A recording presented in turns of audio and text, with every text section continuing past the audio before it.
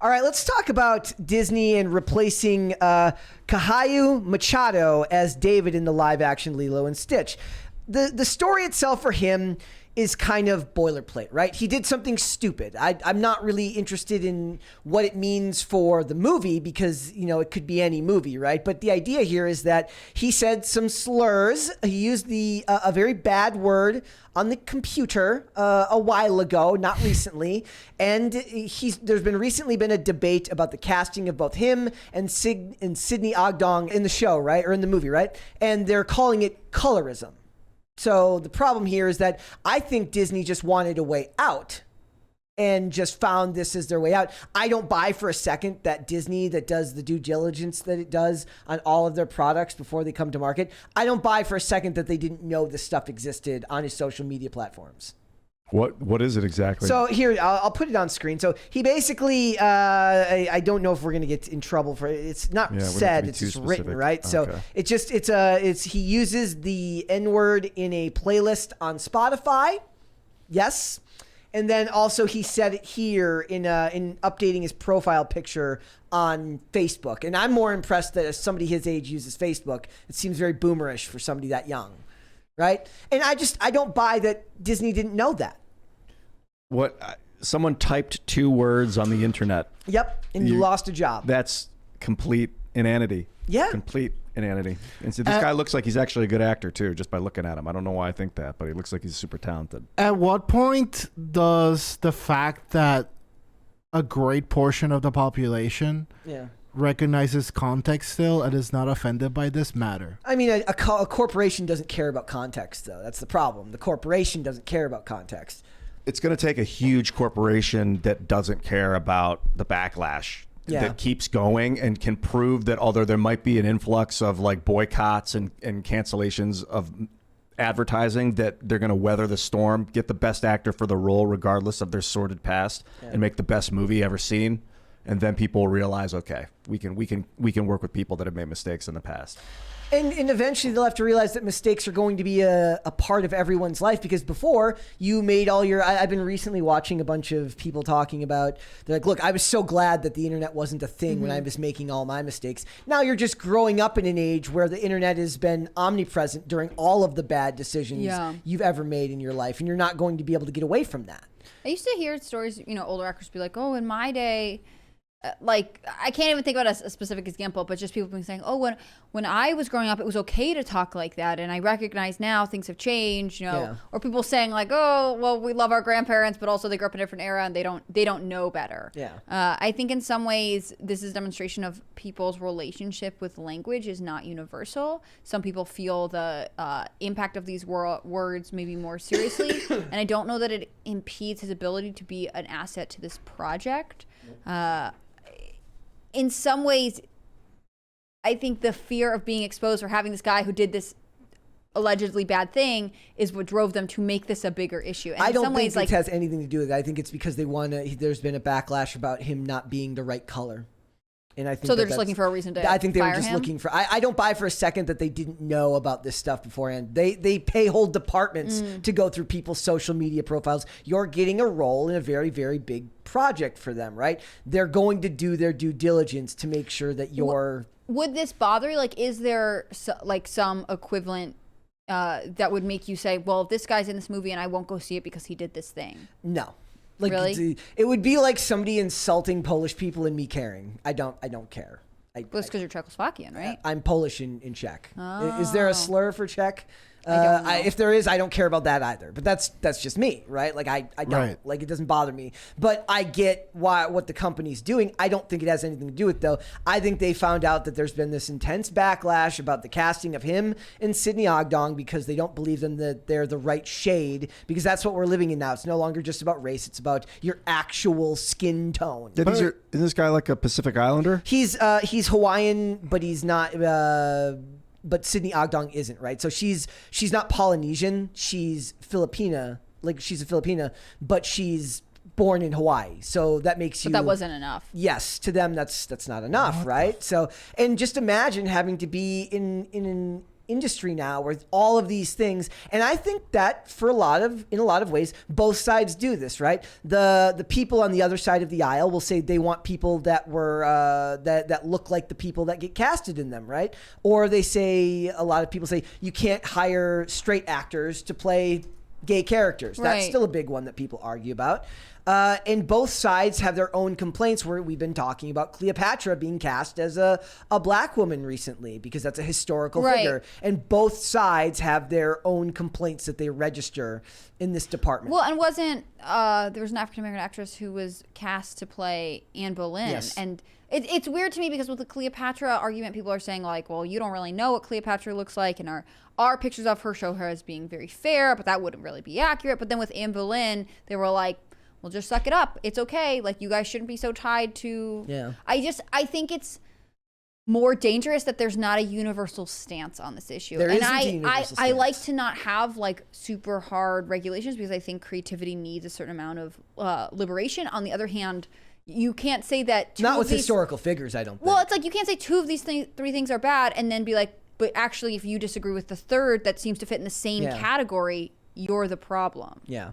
It doesn't seem consistent. It means you're just laying traps for people to fall into. And that's what it is by design for a lot of the people, especially the people that are terminally online that are complaining about this stuff the most. They're traps for people to give them something. And the corporations, to be fair, they give in and then give these people immense power. But how does that help? Like, I mean, again, I'll go back to the fact that Ian was an actor. If you're an actor and you get this big break and you're excited about it, but also at any point this company could turn on you for some things that theoretically you're responsible for, like the language you use online, you are responsible for. Yep. Or the color of your skin not being dark enough. Like that seems like you would never feel as though you're secure in your position. It They seems probably like don't. The ultimate toxic work environment. They probably don't feel comfortable. I did, and that's why I left Hollywood. A big part of it. Like, would you feel comfortable in something like this where that aspect of who you are played such a big role? I would give it my best if they asked me to play a role and then they're like, but he's not. And there was all this social backlash about he doesn't look right for the role, but they're using him. I would still just do my best work. But I kind of just decided, screw the Hollywood model of like, you're an actor, keep your mouth shut. I go where like, you're going to hear from me about what's going on via internet video and my own networking channels. And then if the company wants to work with me still after that, I'll work with them. Yeah. Maybe I'm in a privileged position, but I think this is the mentality that young actors should be taking because it's so easy to make your own stuff now. Well, it's really funny, too, because there was a lot of discussion back and forth when we talked about the Jenna Ortega thing where she basically rewrote lines because she felt like stuff that was written in the script wasn't in the character of the Wednesday Addams character. So she felt that it didn't fit, and so she changed stuff on the fly. And we got split very close down the middle of people saying like, look, it's not her place to do that. It's the writer's place to do that. And other people saying, good, Hollywood writers suck anyways. Like, screw them. Like, we'll like maybe she should change it if she understands the character better. I think the writer gives up the rights to the script when they sell it to the network. And then the network, if the producer is comfortable with people changing the lines, they're allowed to change the lines. Yeah. And in that case, it was a producer. The context of that article was a producer complaining about her doing that, but he wasn't the producer on the show. He was just a veteran producer. Oh, he's just like someone in Hollywood who just had an opinion on the fact that it happened. Mm-hmm. Right? I think it's great. In movies, you got to let your actors change the scripts. In theater, it's huge. People are huge. Like, it's the writer's word is God in the theater. If you said is instead of as, you got to go back and make sure you fix every little letter. It has to be exact. I mean, that really depends. I mean, there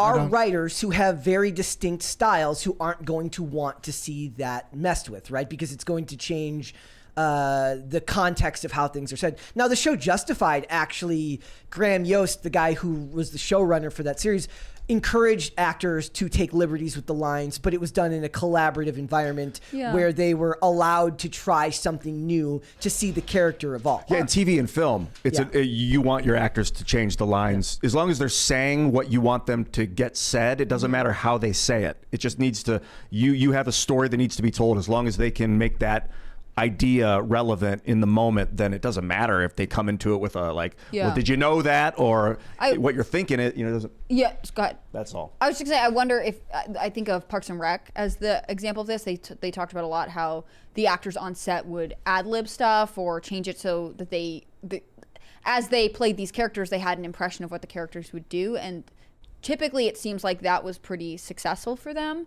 and in fact influenced sort of the development of, I don't remember her name, but Aubrey Plaza, she plays April Ludgate. She said at one point there was a scene where Andy Dwyer is playing his guitar and people aren't super into it, and she makes this like comment like, oh, I like your band, like I like that, and then eventually in the next season they get married because the writers were like, oh, we see what she is now seeing playing this character.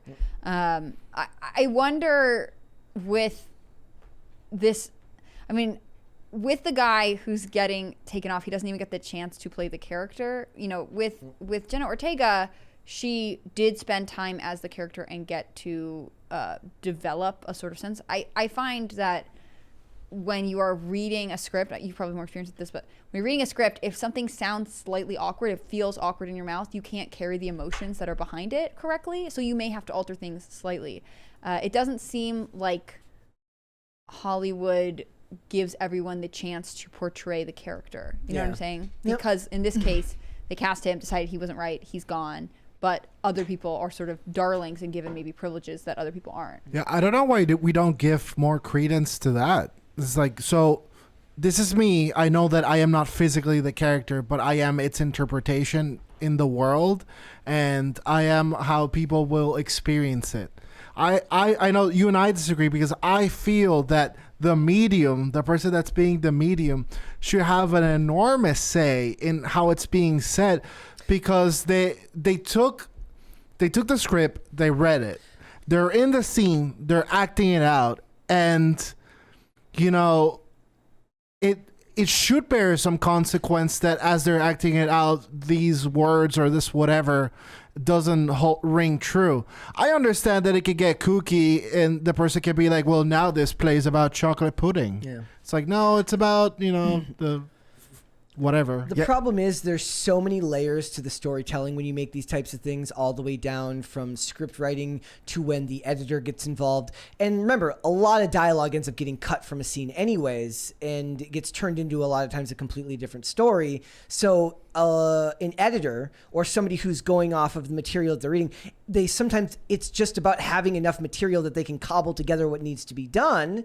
without it, while it still makes sense. And I think that for the script writer, if also the other example somebody gives is like, look, maybe that dialogue is important because 2 episodes down the line, in an episode you don't have the script on yet, it's going to matter that they say that line. Mm-hmm. You know, I think in theater, you're very reliant on the words that are being said because you don't have much of a spectacle. The set is usually obviously fake, and they're standing there in the same spot, and they're trying to make it seem like they're traveling through different locations and stuff. So you're very reliant on having the story told exactly the way it was written. Whereas in movies and television, the scenery tells the story a lot of times for you. It doesn't, the music in the background that comes in, there's music on theater. It's very rare. So you have much more liberty with the way you say words in that medium. Do you think a lot of this is just somebody, like a kid like this, losing a job? It just has to do with the fact that it's a corporation and it's just a company the size of Disney, and they just don't want to take any risks? Yeah, it's a bitter pill to swallow when you feel like you hit the big time and then you realize that the big time's crap. Yeah. Thanks for watching. Listen to full episodes of Pop Culture Crisis on Spotify. Keep up with us on social media and make sure you subscribe and ring that bell so you never miss the show. Bye, guys.